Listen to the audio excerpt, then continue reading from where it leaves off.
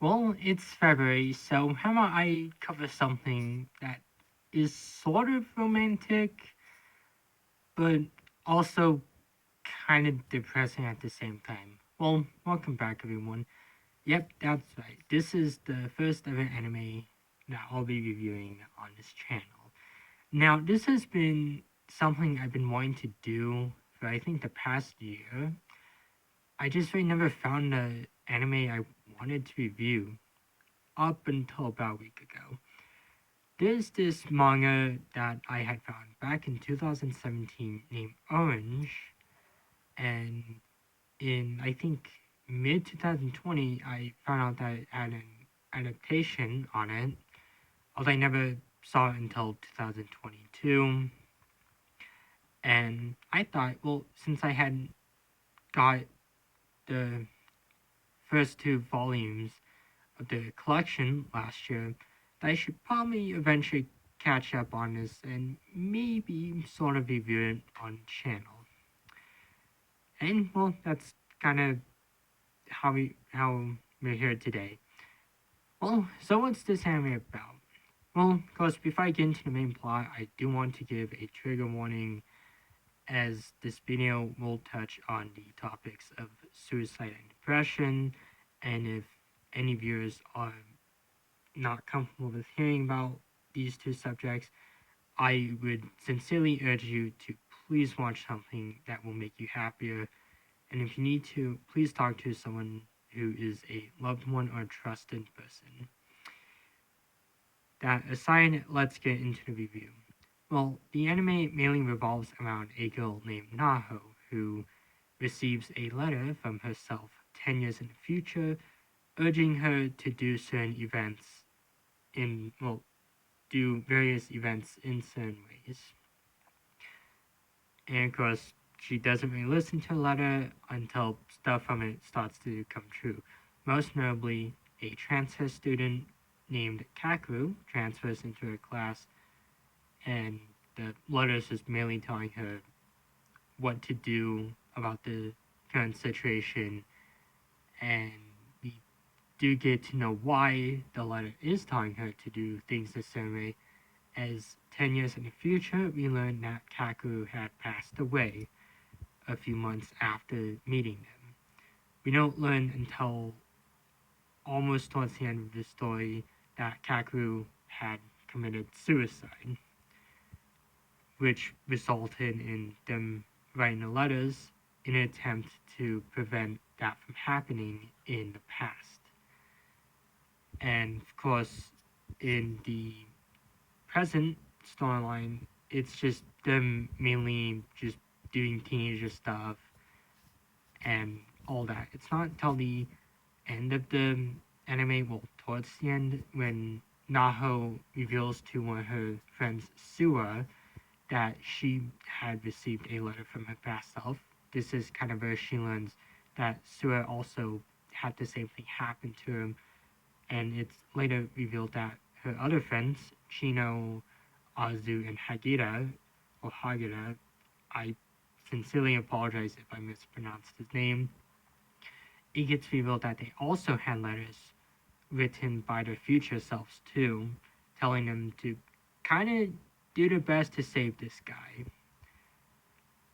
And it's really towards the end that the two get into a bit of a fight, and she's worried that she won't have enough time to tell Kakeru that she's sorry for what happened, as he passes away, I think, sometime in February in the manga, and she's trying to prevent that from happening.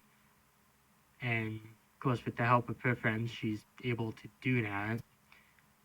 And this is kind of when they learn that Kakeru was planning on going through with that. And of course, the reason why he was going to do that was because he had lost his mother, as we learn in the manga and anime that his mother had a unknown mental illness, and she had tragically taken her life, which put Kakeru in a downward spiral. And it was gonna be that night when he was gonna try doing that, and the letters were kind of there to prevent that from happening. And yeah, they're able to save him. Of course, Hagita also kind of vandalizes his bike to kind of make sure he doesn't use his bike, which it's kind of a nice thing, but I kind of would be a little upset if someone did this to my bike. But yeah, that's pretty much the main story of this anime. So what are my thoughts on it? Well, there's quite a few reasons why I want to review this one. Personally, the story is very relatable, as I it was I had found this anime, well, the manga, a few months after, like, I had gone out of something. Just there was kind of a few tough years I had gone through, and I had been reading a lot more to kind of cope with that happened. And this was one of the things I had found. This was actually a manga I had randomly found at a public library I used to go to, and it caught my eye. I don't remember what about it caught my eye, but after reading the synopsis, I'm like, yeah, I might want to read this one, and got through the first part, found the second part, and it had stuck with me for several years. And it wasn't until 2021 I was able to find it again, and which kind of got the idea of eventually reviewing this in my head. But I also really want to kind of talk about how well the story is handled, as these are very serious topics to kind of handle. As there's been a lot of people that have been affected by this. I've actually almost lost a friend uh, to suicide, and it really hurts knowing that that could have happened. And to me, it really makes the story a lot more emotional. And yeah, it was kind of one of the reasons why I wanted to cover this, because I wanted to praise it because they handle it so well. And like, Kakeru doesn't get made fun of for like opening up or anything, nor does he get made fun of for like opening up about anything or being vulnerable. It's one of the reasons why I like this manga quite a lot. And also the story, well, aside from the main story, so many other things that happen are pretty interesting. I love the explanation that they used for time traveling. Like, that was pretty interesting. And it seems easy to mess up time traveling. I mean, I've heard numerous plot holes in movies that kind of revolve around that. And it just seems like such an avoidable uh, thing to mess up. I mean, I've kind of had my fair share of plot holes with time traveling. And also with the characters. There's some very interesting characters in this one. Azu and Hagita's, um, um, like, their dynamic is pretty good. How they always just kind of keep messing with each other, and everyone kind of jokes that they should be dating or something, which is always kind of gets on like one of their nerves. And then Suwa actually gets revealed in the manga and anime that he has feelings for Naho, and he pushes them aside just so Kakeru could be with her.